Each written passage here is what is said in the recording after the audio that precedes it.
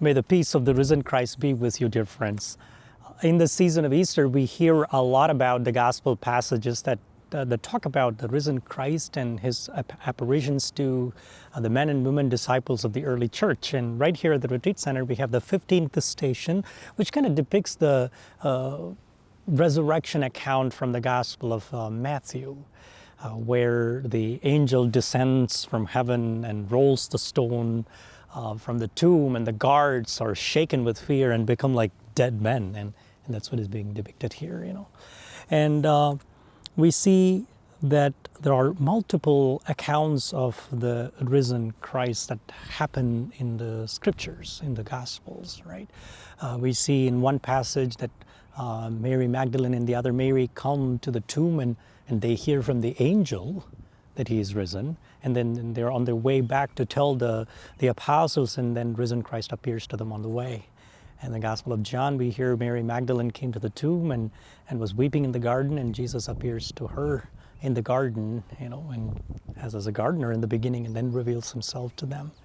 And there are places where Jesus appears to the disciples where Thomas is not present with them. And there are accounts in which Jesus appears to the disciples when Thomas was present, And then Jesus appears to the two men on the way to Emmaus.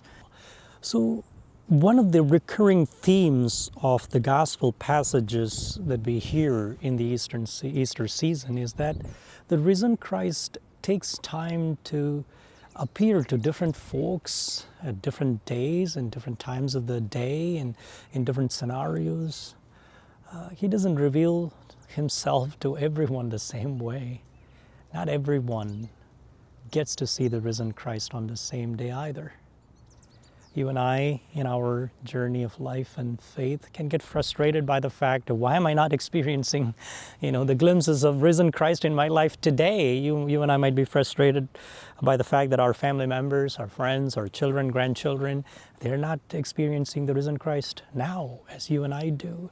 And you and I can make the mistake of expecting our loved ones and expecting others to experience the risen Christ in the same time, in the same way that you and I experienced.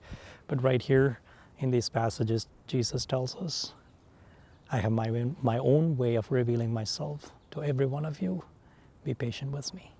Can you and I be patient with the risen Christ and with our loved ones for that time, to be patient until that time when they get to experience the risen Christ in whatever way that Christ reveals himself to them.